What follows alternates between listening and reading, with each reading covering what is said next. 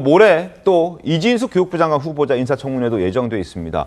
이진숙 후보자에게는 논문 표절, 그리고 중복게재, 그리고 가로챘다 이런 의혹도 있고요. 자녀 불법 유학 등 여러 의혹들이 지금 제기된 상태인데, 이번에는 두 자녀를 연간 학비가 무려 1억 원이 넘는 미국 기숙사립학교에 보냈다는 사실도 확인이 됐습니다. 야, 연간 1억 원이 들어가는 미국의 굉장히 좋은 학교겠죠, 당연히. 기숙형 사립학교에 보낸 두 자녀를 보낸 엄마가 지금 교육부 장관이 돼서 국내 교육을 책임지겠다. 뭔가 앞뒤가 안 맞는 듯한 느낌이 듭니다, 구자룡 변호사님. 안 맞죠. 완전히 부적절하죠. 국내 교육을 굉장히 신뢰하지 않기 때문에 초중등교육법상으로는 지금 단독 유학이 안 되는 나이에 그냥 애만 보내가지고 유학을 시켰다. 이건 법 위반을 본인도 인정을 했어요. 특히 둘째 경우에. 둘째의 경우에 그렇죠. 네. 근데 거기에서 보낸 거는 또 이제 연간 학비가 1억씩 든다. 근데 지금 정작 본인은 국내에서는 자기의 정치적인 행보를 위해서 발언했던 게 부모의 소득에 따라서 자녀의 그 교육 격차가 벌어져서는 안 된다. 네. 교육에 있어서의 이제 보편적인 평등함 이런 걸 굉장히 강조했었거든요. 이게 정말 내로남불이다. 네. 우리나라의 그 교육을 책임지는 수장으로서 정말 본인의 삶과 본인이 한 얘기가 너무 다르다. 이거 과거에 좌파 정권에서도 많이 봤던 사례인데 네. 반미하지만 미국 유학 보낸다. 그렇죠. 거기에 또 나와가지고 유시민 씨가 옛날에 참 이것도 지적을 많이 받았었는데 특목고나 자사고 없애야 된다라고 했는데 그때 사회자가 물어봤었어요. 본인 자녀들 어디 보냈어요? 그랬더니 특목고 보냈대요. 그래가지고 그때 이게 안 맞지 않습니까? 그랬더니 보내보니까 아니더라. 이래가지고 그때도 논란이 참 많았었는데 그거에 저는 굉장히 기시감이 들거든요. 본인이 국내 교육에 대해서 책임질 수 있는 수장으로서는 여러 가지로 부적절하다. 네. 본인의 자녀에 대한 것도 그렇고 그리고 컨닝하지 마라 부터 시작해가지고 똑같이 가는 게 표절하지 마라 이런 거 아닌가요? 지금 교육부 수장으로서 갖춰야 될 덕목이라는 게 과연 있는가? 네. 저는 사실 지금 강선우 의원이 너무 말도 안 되는 것들이 막 터져 나오니까 급부상했는데 저는 진작부터는 이진숙 후보자는 낙마 사유가 있다. 왜냐면 이제 옛날에 논문 표절과 관련해서만도 2명이나 지명 철회와 사퇴가 있었거든요. 네. 이전에 그 박근혜 정부나 노무현 정부에서 있었는데 이진숙 후보자가 이번에 지명 철회나 사퇴가 되지 않는다면 그때보다 우리나라의 그 공직자의 수준이 후퇴한 거를 보여주는 사례가 될 것이다. 이런 생각이 듭니다. 그러니까요. 자. 중학생 신분의 둘째 딸을 불법으로 조기 유학 보낸 것도 말이 참 많았는데 새로 드러난 또 논란은 황제 유학이었습니다. 연간 학비가 1억 원이 넘는 자녀 2명이니까요.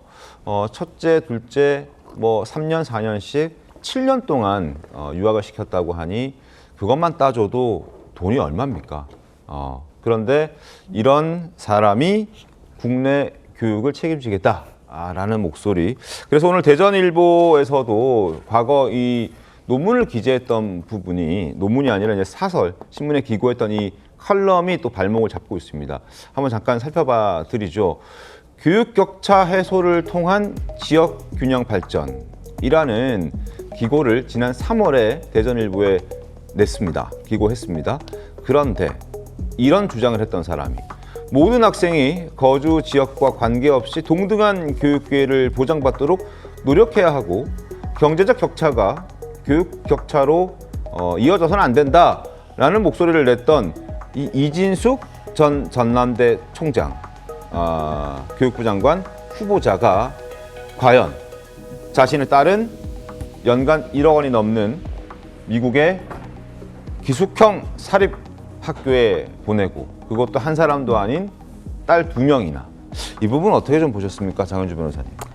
아무래도 특히 2007년도에 자녀를 중학교 3학년 1학년만 마치고 미국 유학 보낸 부분은 또 현행법 위반 소지도 있거든요. 네. 초등등 교육법에 따르면 부모가 함께 가지 않는 한은 사실 중학교를 마치지 않은 상황이었는데 유학을 갈 수가 없는 상황이었는데 비록 이 부분에 대해서 처벌 규정은 없다고는 하지만 네. 국민 눈높이에 맞지 않는다라는 지적은 분명히 있는 것 같고요. 아마 후보자도 이 부분에 대해서는 송구스럽게 생각한다라고 입장을 낸 만큼 아마 청문회가 열리게 된다라고 한다면 좀 더 낮은 자세로 국민들께 양해를 구하고 또 사과를 구하는 그런 모습도 있어야 되지 않을까라는 생각은 듭니다.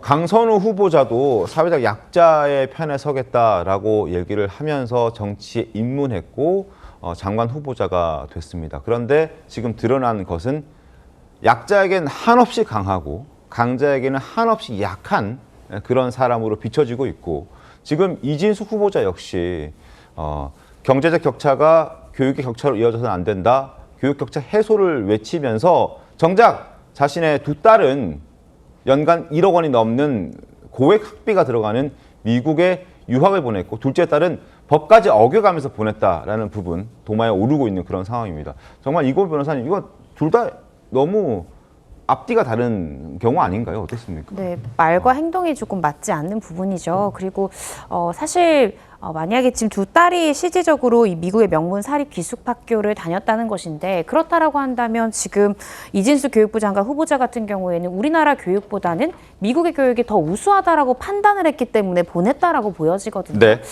그렇다라고 한다면 우리나라의 교육을 향상시키고 발전시켜야 되는 그 장관직에 과연 상응하는 인물인가라는 생각이 들고, 이 부분에 대해서는 청문회 과정 중에 본인의 입장을 분명히 밝혀야 되고요. 사실 입으로 이야기하는 것보다 행동으로 실천하는 게 훨씬 더 어렵고, 그 행동이 그 사람의 진심이다라고 우리가 일상생활 하면서도 많이 판단을 하잖아요. 네. 그래서 이러한 부분들에 대해서 국민들이 의혹을 제기할 수 있는 부분들에 대해서는 진심을 담아서 한번 해명을 해야 되는 것이 아닌가라는 생각이 듭니다.